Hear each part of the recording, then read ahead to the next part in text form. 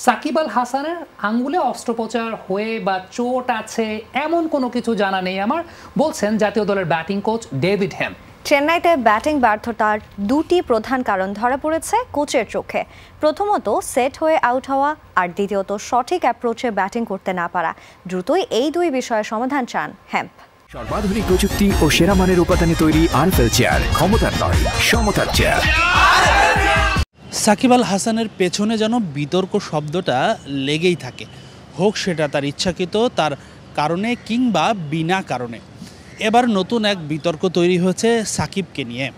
Chennai test চলাকালে এক ধারাভাষ্যকার বলেছেন সাকিবের হাতে নাকি আছে ইনজুরি, যে কারণে তিনি বলটা অনুভব করতে পারছেন না।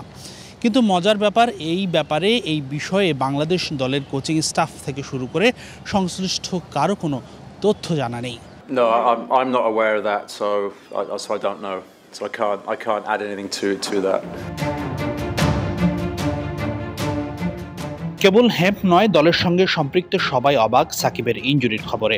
এখন প্রশ্ন উঠতে পারে, সাবেক ভারতীয় স্পিনার ও বর্তমান ধারাভাষ্যকার মুরালী কার্তিককে কেন ইনজুরির কথা বলেছেন সাকিব? খুব সম্ভবত ভুল বোঝাবুঝি হয়েছে কোথাও। সাকিবই এখন পরিষ্কার করতে পারেন বিষয়টি। এদিকে চেন্নাই টেস্টে নিজেদের দ্বিতীয় ইনিংসে ভালো শুরু পেয়েছিল বাংলাদেশ, কিন্তু সেট হয়েও আউট হয়েছেন দুই ওপেনার সাদমান ও জাকির। মুশফিক ও মমিনুল উইকেট ছুড়ে এসেছেন। ব্যাটিং কোচ হেম বলছেন, এমন ভুল করলে ভারতের সাথে লড়াই করা অসম্ভব। Everyone knows how formidable they are anywhere in the world, but particularly at home. Bharat ঘরের মাঠে কতটা শক্তিশালী দল সবাই জানে, তবে তারাও মানুষ, ভুল করবে। আমাদের সেই সুযোগ কাজে লাগাতে হবে। তাই সেট হয়ে আউট হওয়াটা ঠিক হচ্ছে না। কেউ 30-40 রান করলে তার ইনিংসটা বড় করা উচিত। কঠিন কাজটা করে ফেলার পর এখন সুযোগটা কাজে লাগানো দরকার। এই ব্যাপারটি নিয়ে আমরা কাজ করছি, তবে আমাদের ব্যাটিং অ্যাপ্রোচটাও ঠিক হচ্ছে না। এটা উন্নতি করাটা খুব দরকার।